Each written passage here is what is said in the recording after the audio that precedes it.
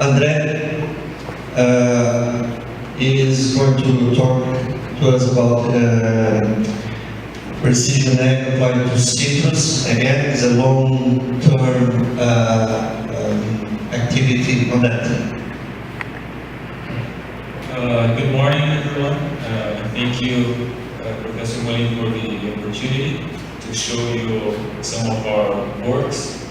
As Professor Molin said, we've been working on this crop for a long time now, and we have some experiences. I'm going to show you our experience on applying precision agriculture to citrus.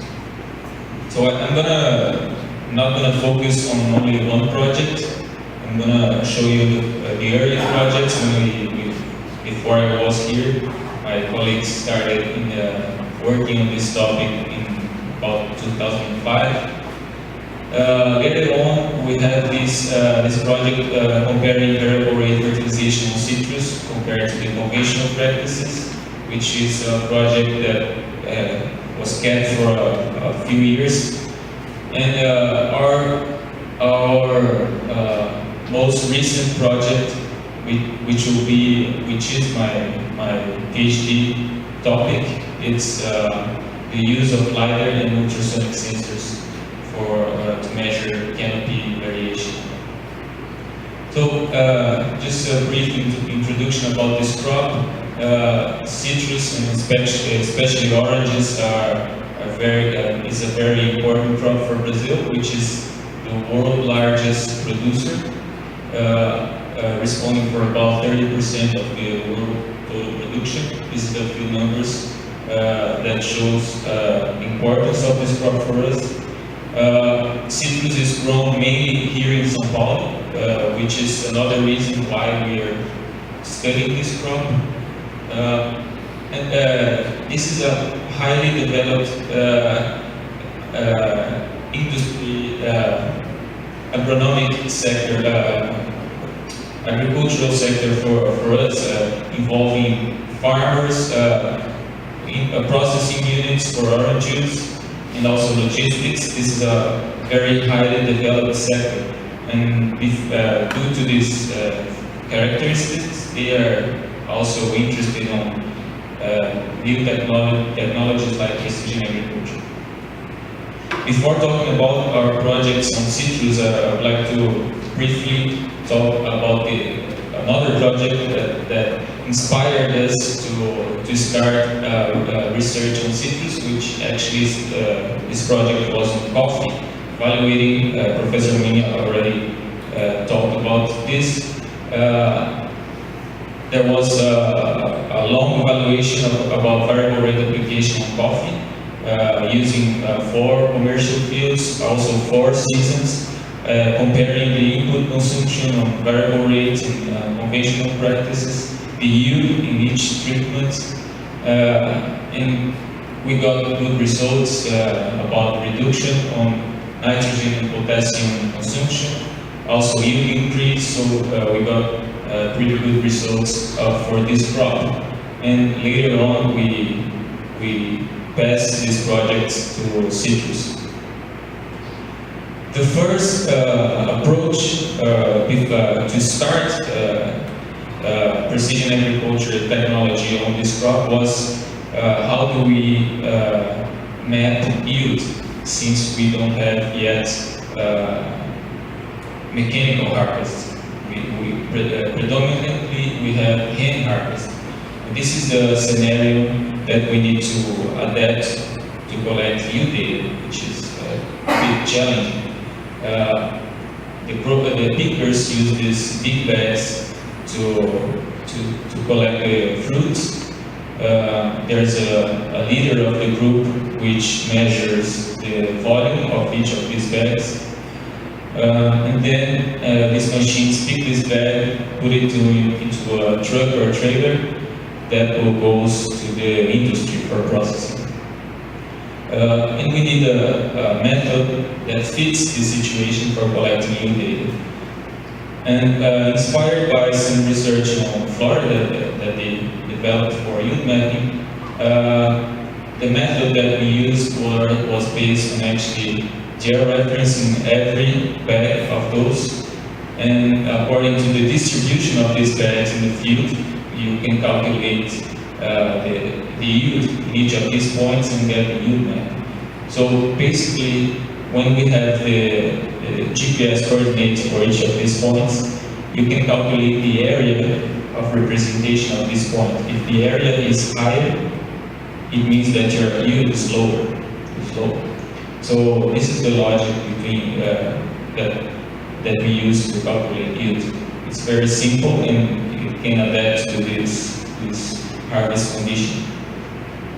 Later we started mapping other things to explain yield variation. One important thing is to map disease, which citrus have a lot of diseases, especially HLB. That is a very important disease also here in Brazil as well.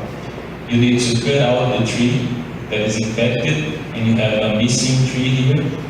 And this is often related to yield. As you can see here, this is the yield map, the missing trees map. The density of missing trees it matches and explains yield variation.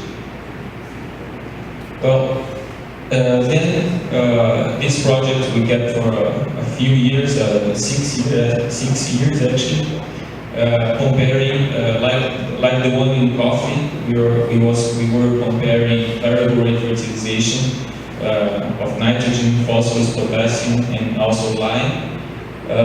We used using variable rate technology and against conventional practices. We used 2 fields. And we applied strip treatments every 2 rows covering this whole field. So every 2 rows we have variable rate fertilization and uniform rate fertilization. We did that for six years, and the method that we used to create variable rate prescriptions was based on soil fertility maps based on grid sampling here, and also the yield maps, like using the method I showed before. So we did the variable rate prescription based on that. We have a lot of results, a lot of data from this project. I'm not going to get into a lot of details, but we follow the soil fertility for all these years, always comparing the soil status for these 2 practices. We also measured input consumption. We got a lot of reduction on nitrogen and potassium consumption using variable rates. We also measured yield for all these years. Sometimes we got yield increase, but our final results regards input efficiency, which means with the same amount of fertilizer, either nitrogen, phosphorus, or potassium, if you applied it using variable rate, you got more yield. So the amount of orange produced by every kilogram of input, if you applied it using variable rate here, which is the gray bar, you got more efficiency. You got more out of those that same inputs. So that was a very good result for us. We expanded this experiment to a larger area. This is a huge farm where we're studying right now, here in São Paulo, which is 10,000 hectares. They say that it's probably one of the largest farmers in Brazil. This is the small city of Iaras, and this is the area for our experiment, which is almost larger than the city itself. So we have 250 hectares of experiments, and in this case, we applied, instead of putting strip treatments, we applied it to the entire plot. 5 plots using variable rates, and 5 plots using conventional. This experiment is actually going on right now. We're planning to end it next year, but we got also good results, and we're having good results on that as well. And as we collect a lot of data in these fields, we started approaching other methods for applying variable rates. In this case, using management zones instead of grid sampling, which is a very expensive method for the growers. And here this was published in the last international conference in Sacramento, and where we have yield maps and also soil maps, electrical conductivity maps, producing management zones. We are testing different layers here, different methods for clustering, and we got also good results. In that larger experiment, we're also comparing these two tools for collecting soil electrical conductivity. We're comparing these and evaluating which one is more suited for creating management zones also. And then our new project now, which relates to LiDAR and ultrasonic sensors, we realized that we had a lot of variation of canopy structure, canopy volume, height, density, especially due to diseases. You can see here there's a lot of missing trees. You have different growth developments, and also some spots that might be related to soil or whatever other reason. This is some pictures showing the variation of canopy volume. This is in one single field plot with the same varieties, the same age, and for some reason there's differences.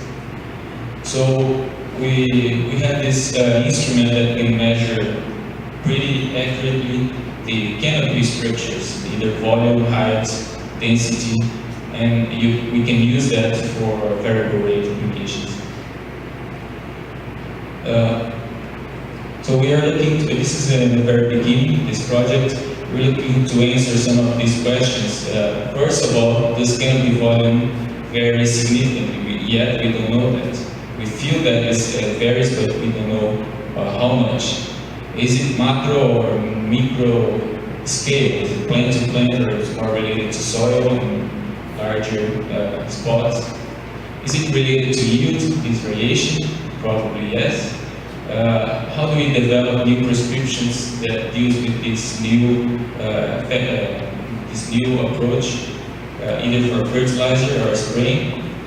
What will be the effects on input consumption and the economical and environmental benefits? This project we're having a partnership with people from LEDA. They have pretty good, they are very respected as a research group in this topic. This paper in Biosystems Engineering is the second most cited article in the journal since 2009, which shows how this is a very hot topic for precision agriculture right now. And we are doing this project together. So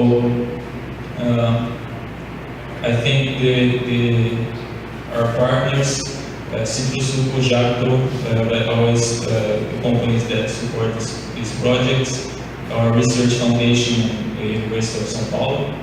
And if you have any questions, thank you.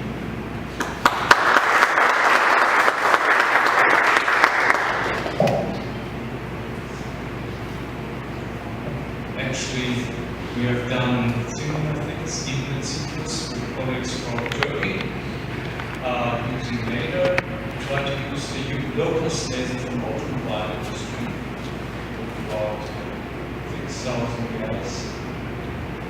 So it's maybe cheaper than this.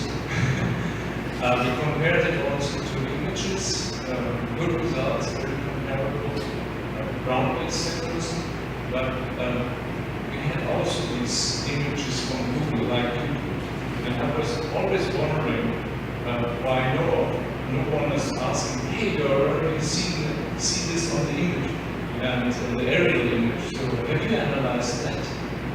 Not yet. Those pictures are very new. these aerial pictures, and then finally got some pictures on our site. And you have all the information there already, and you can see the variation. If you put a little effort on this data, you might have some pretty good results.